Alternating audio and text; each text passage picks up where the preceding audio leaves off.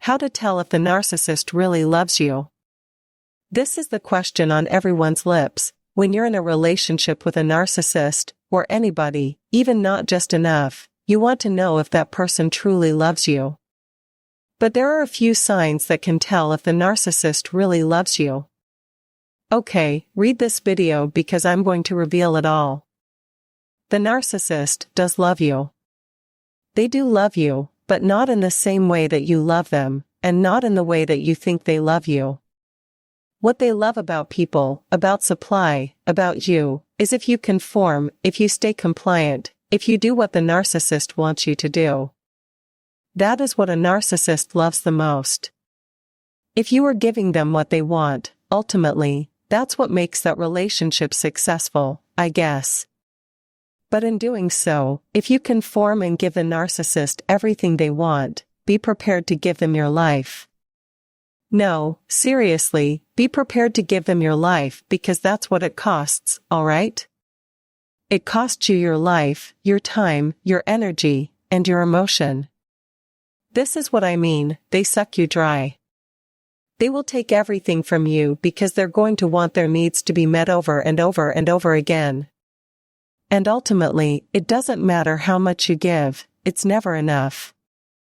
There's a sensational need to want more and more. And this, my friends, this is part of the disorder. This is part of what is going on. They have this irregularity, they're not able to self-soothe. So they need this confirmation, they need this validation from other people. You know what?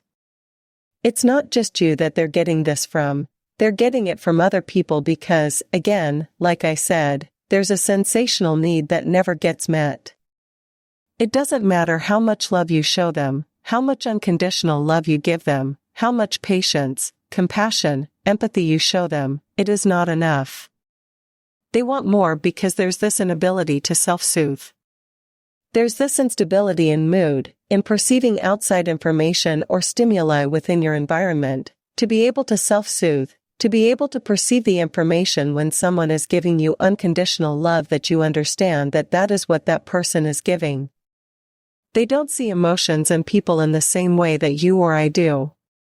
What they see is your unconditional love. They don't see the emotion, they don't see the hard work and the energy that you have put into it. What they see is something that they expect from you. There's an expectation for you to provide this for them. So, how much can you give? How much is enough? Well, actually, they want you to do this all the time. And there is an expectation for you to do it all the time.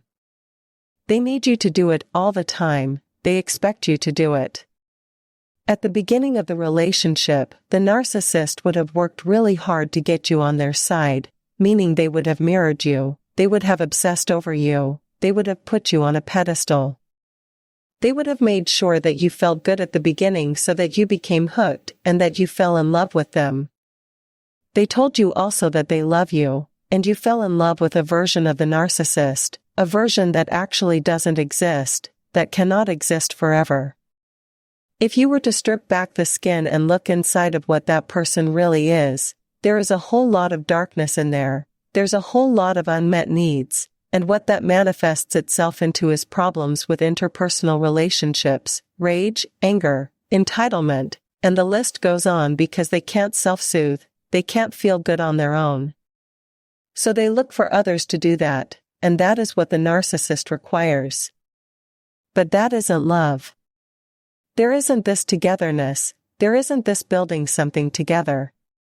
In fact, narcissistic relationships happen in reverse where they're so intense, where they're so engulfing at the beginning, and then the intensity lessens over time, and you feel like you're losing them. Healthy relationships happen the other way around. There isn't this intensity, things don't happen at a fast pace. It's slow, and then it progresses and deepens. But for a narcissist, it happens the other way around because they want you to fall in love with them. There's this rush for you to fall in love with them, for you to provide them with everything that they are looking for, with everything that they need. Because then they don't have to work so hard. They know that they've got you, they know that you love them, they know that you accept them. So they believe that you accept their faults and all, and you just have to deal with it. You have to just put it right, kind of like how a parent has an unruly child or a naughty child. That is the kind of love that you will be expected to give the narcissist.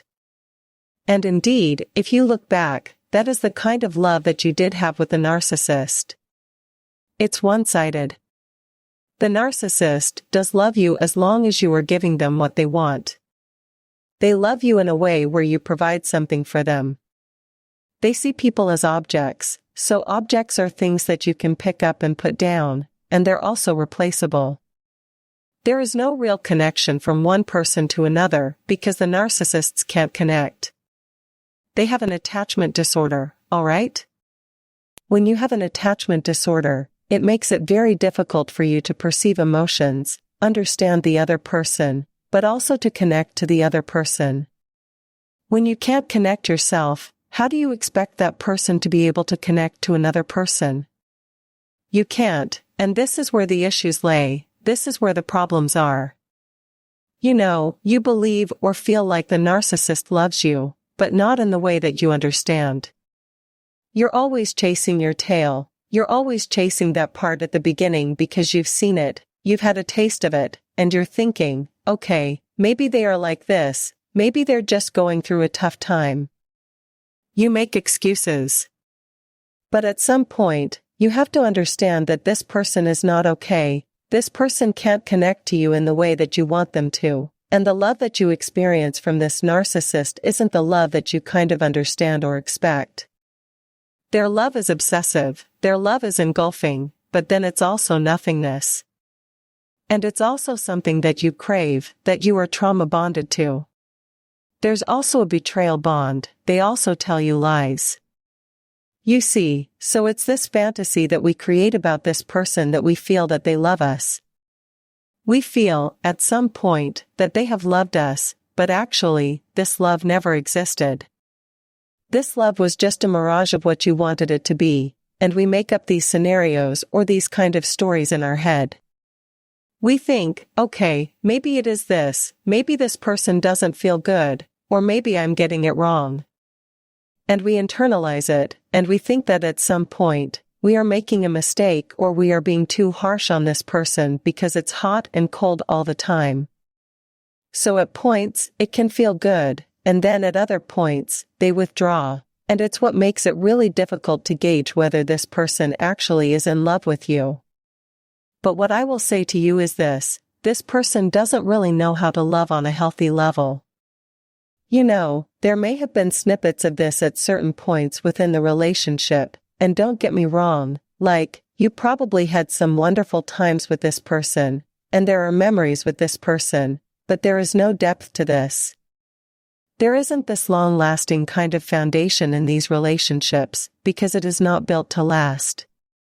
The narcissist doesn't love you, the narcissist doesn't enter into this relationship for it to last forever. What they enter this relationship into is to get their needs met. They have an agenda, they know this relationship is not going to last forever.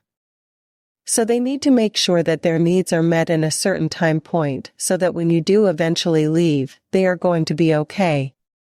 They're going to have somebody else who they can run to and get supply. They're going to make sure that they're okay. And they're never going to tell you, they're never going to explain this to you because, actually, they don't know that they said, they don't have the bandwidth to be able to explain this to you. Maybe they might know that there's something a little bit off or something's not okay, but they're never going to be able to explain it to you in this way that they have an attachment disorder, that they're not able to connect. And it's not just you, please don't think it's just you.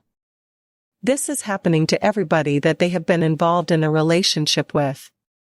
So please know that it's not because you weren't enough. This is how the narcissist loves. Okay, this is what they expect from you.